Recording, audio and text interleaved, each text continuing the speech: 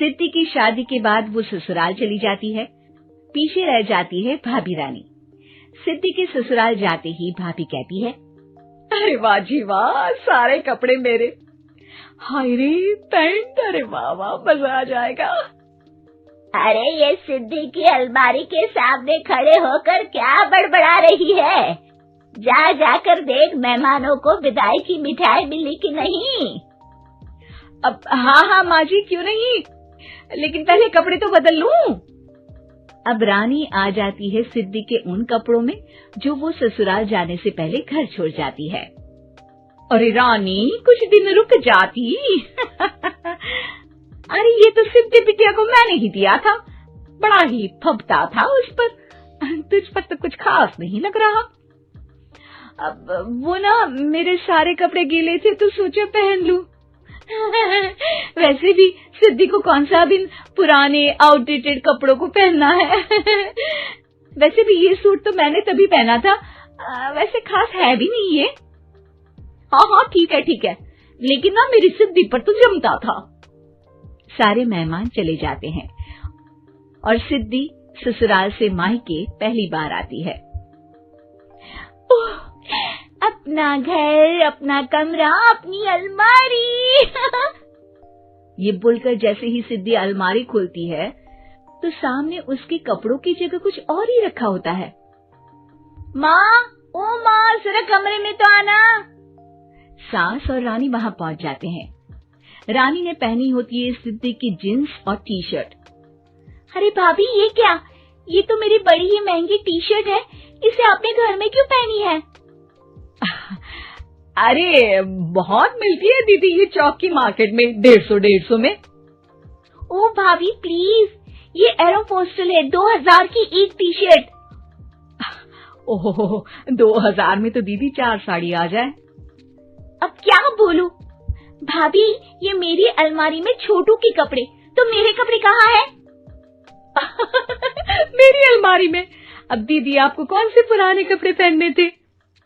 माना भाभी, लेकिन मैं जब घर आती तो यही सब पहनती ना। अरे तुम तो बड़ी कंजूस हो दीदी। खैर, वक्त आता है जब सिद्धि ससुराल के लिए रवाना हो रही होती है। अरे रानी, अंदर से सिद्धि का गिफ्ट ले आ, लड़की पहली बार ससुराल से मायके आई है। रानी अंदर जाती है और एक सिंपल सी साड़ी लेकर बाहर आ जाती है। ये लीजिए माँ जी। सास बेटी को गिफ्ट देकर ससुराल भेजती है। अगले दिन रानी एक सुंदर सी साड़ी पहनकर सामने आती है।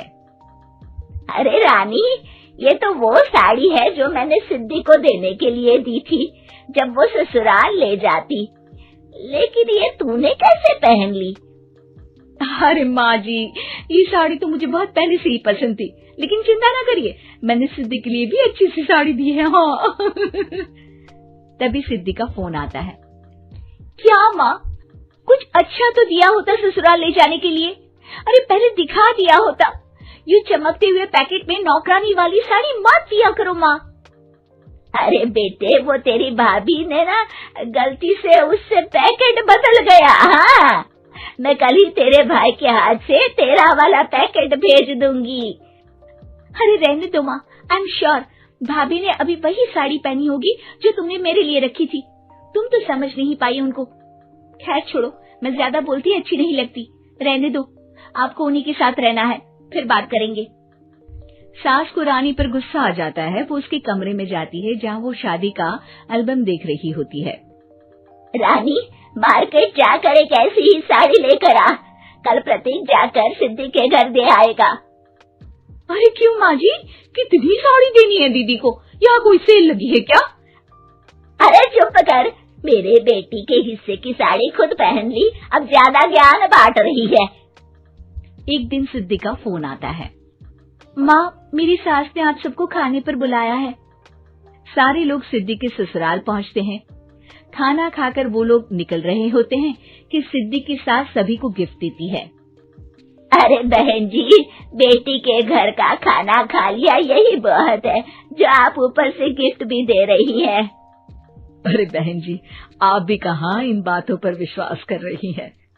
सास सभी को गिफ्ट देती है, लेकिन रानी को जो साड़ी देती है वो अजीब सी हरे रंग की लाल रंग के बड़ी छाप वाली होती है। अरे छी, ये कौन पहनेगा? सासू माँ को तो जरी वाली इतनी सुंदर और मेरे लिए ये नौकरानी वाली। अरे भाभी, दरअसल मैं जब भी घर आती थी आप वापसी में ऐसी ही साड़ी देती थी ना, तो माँ ने सोचा कि आपको आपकी पसंद की ही साड़ी क्यों ना दी जाए। बेचारी रानी, बोलती भी तो क्या। सिद्धि और सास रानी का चेहरा देखकर हंसने लगती है, तो रानी समझ जाती है कि अपने ही बिछाए जाल में वो फंस चुकी है।